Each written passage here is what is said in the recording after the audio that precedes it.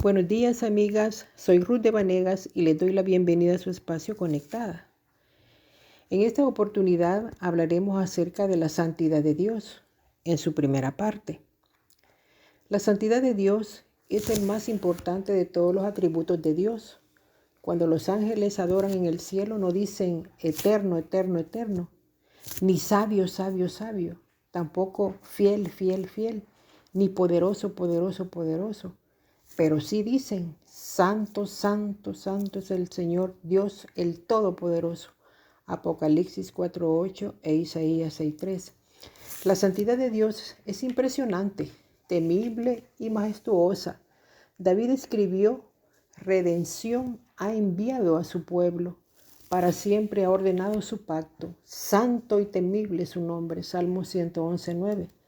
Ana oró en su canto de acción de gracias diciendo, no hay santo como Jehová, porque no hay ninguno fuera de ti, y no hay refugio como el Dios nuestro. Primer libro de Samuel, capítulo 2, versículo 2. Moisés y los hijos de Israel dijeron de Dios, ¿quién como tú, oh Jehová, entre los dioses? ¿Quién como tú, magnífico en santidad, terrible en maravillosas hazañas, hacedor de prodigios? Éxodo 15:11. ¿Qué significa ser santo? Carlos Hodge lo explica así. Es un término general para denotar la excelencia moral de Dios. La santidad, por una parte, implica una total ausencia de mal moral y por la otra, de absoluta perfección moral. La idea primaria es ausencia de impureza. Santificar es limpiar. Ser santo es ser limpio. La infinita pureza, aún más que el conocimiento infinito o que el poder infinito, es el objeto de reverencia. Sencillamente expresado, Dios es sin pecado. Él no se adapta a un modelo de santidad. Él es ese modelo. Nunca hace nada equivocado.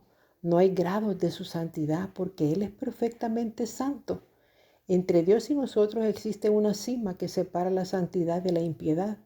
Él es santo, nosotros impíos. Como resultado de ello nos conmovemos de pies a cabeza cuando nos comparamos con su santidad. Ese es un pensamiento aterrador, ya que la santidad es el criterio para existir en su presencia. Ese es el porqué de que Pedro diga, porque si Dios no perdonó a los ángeles que pecaron, sino que arrojándolos al infierno, los entregó a prisiones de oscuridad para ser reservados al juicio. Segunda Pedro 2:4.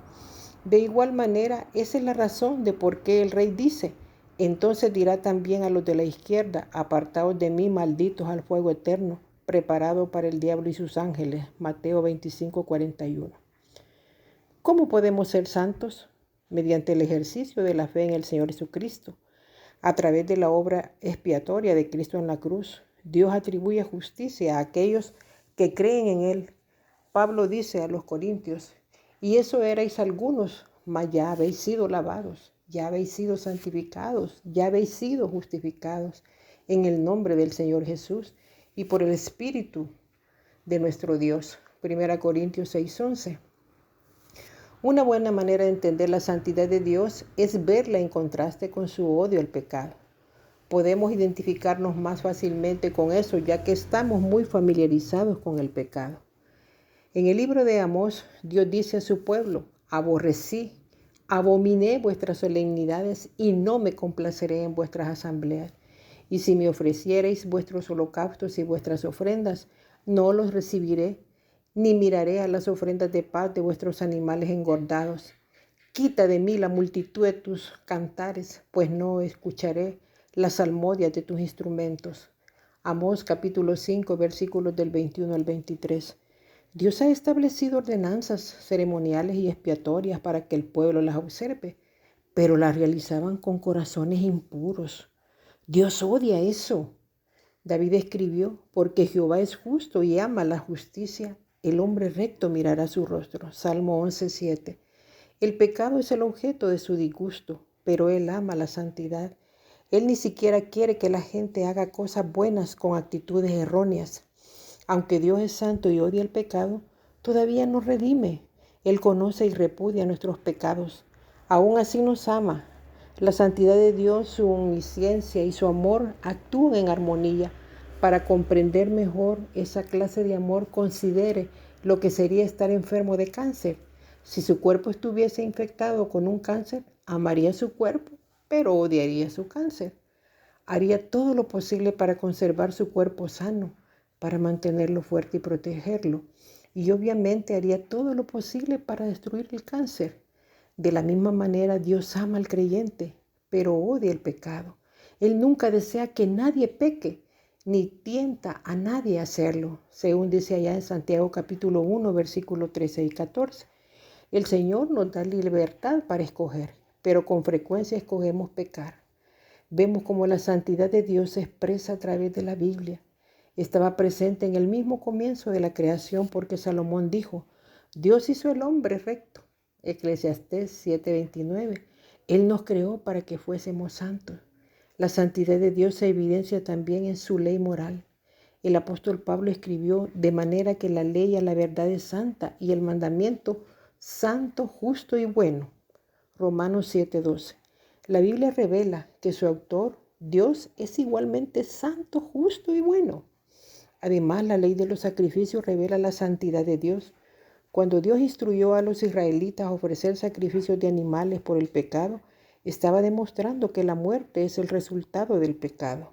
Eso pone de manifiesto que Dios es tan santo que nadie puede acercarse a Él sin traer sacrificio sustitutorio por el pecado. Hebreos 9:22. La santidad de Dios se expresa también en su juicio del pecado. Pablo escribió acerca de la segunda venida de Cristo. Y a vosotros que sois atribulados, daros reposo con nosotros, cuando se manifieste el Señor Jesús desde el cielo con los ángeles de su poder en llama de fuego, para dar retribución a los que no conocieron a Dios ni obedecen el Evangelio de nuestro Señor Jesucristo. Segunda Tesalonicenses, capítulo 1, versos 7 y 8.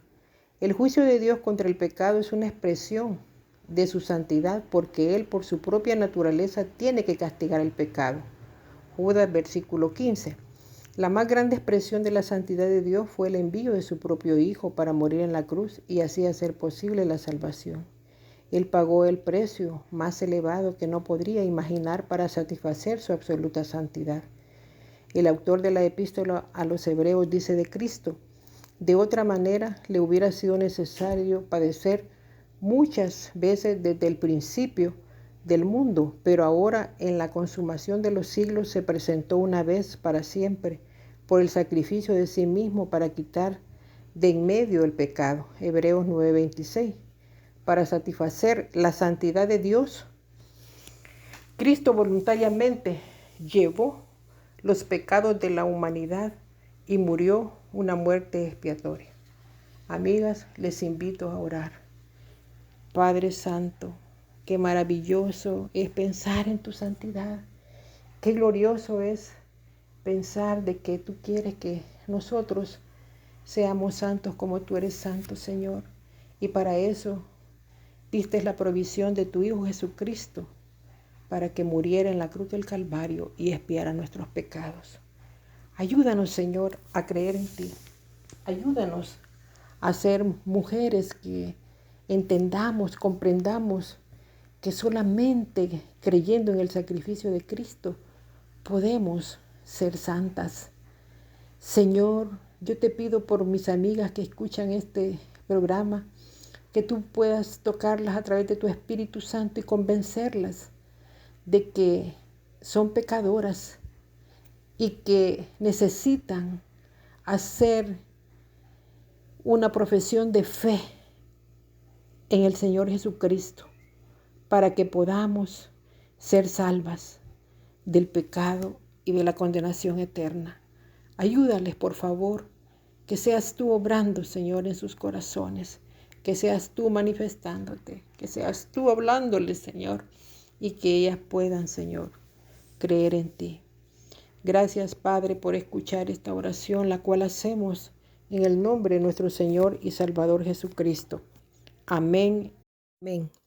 Estimadas amigas, hemos llegado al final de este programa y quiero recordarles, como siempre, que no hay mejor manera de vivir que estar conectadas con Jesús.